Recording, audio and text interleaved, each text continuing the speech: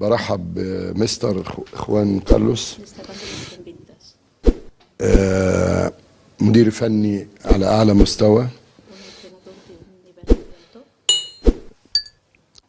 سمعته كانت سابقاه. ازاي بقى؟ انا عايز حضرتك تقنعني ازاي. هو جنسيته كولومبي، درب يمكن اشهر منتخبين، منتخب المكسيك ومنتخب باراجواي. انتوا عايزين تطلعوا الكلب اللي جوايا.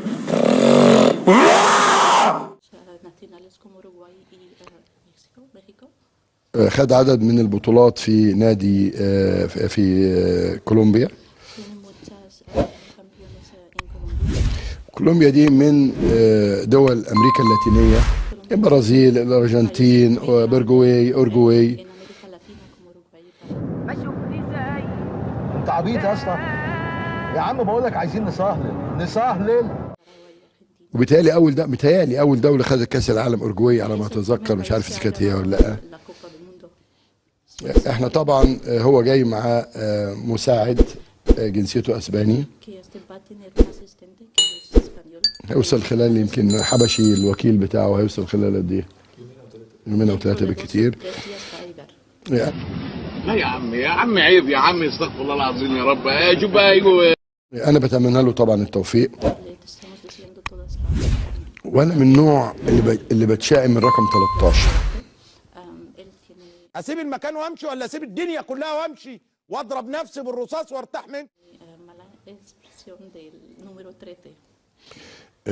ضربت وزير عدل يوم 13، فصلني يوم 13 من عظيم بيمين ابدا لكون رايح ضربك في وسط بيتك وفي وسط اهلك ومش هيهمني. القضاء كنت رئيس محكمه وفصلني. زكي بدر اعتقلني يوم 13 وزير الداخليه. ايدك على خدودك، اللط مع الخيبه والويبه. ابتدي. يا امي من السيف، يا امي من السيف. كلب سوري.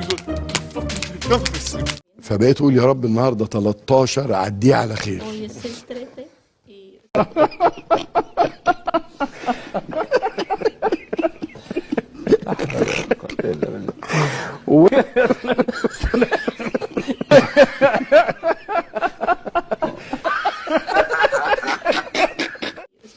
والحمد لله عدى. اولا اول ما مضينا العقد كسبنا البنك الاهلي، وشه حلو يعني. عايز يقول ايه؟ ربنا نصرني على ناس كتير جدا بتشكك. ده طبعا لكفاءاته يعني. النهارده ما شاء الله بنكسب الحرس 3.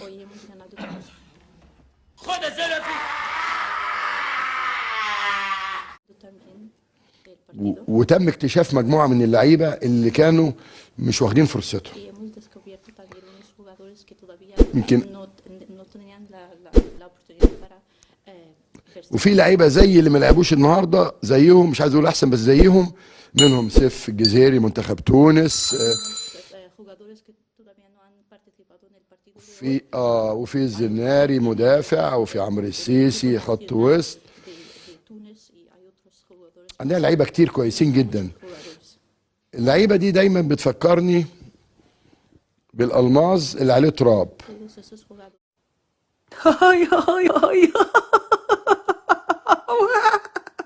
يا دم خفيف قوي. حاولت انسى.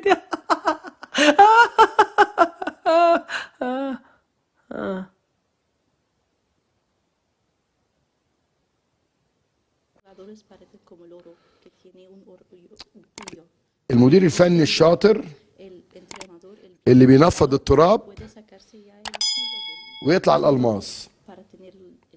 ازاي بقى؟ انا عايز حضرتك تقنعني ازاي. ده المدير الفني الشاطر. المدير الفني الشاطر اللي بيلاعب كل لاعب في مكانه،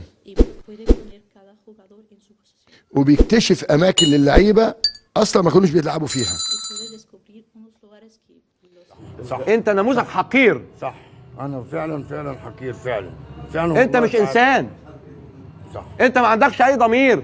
صح، واللي بيتعمل فيها احسن من كده كمان، اكتر من كده كمان. مدرب راح كاس العالم وكسب المانيا، ده مش محتاج حد يتكلم معاه.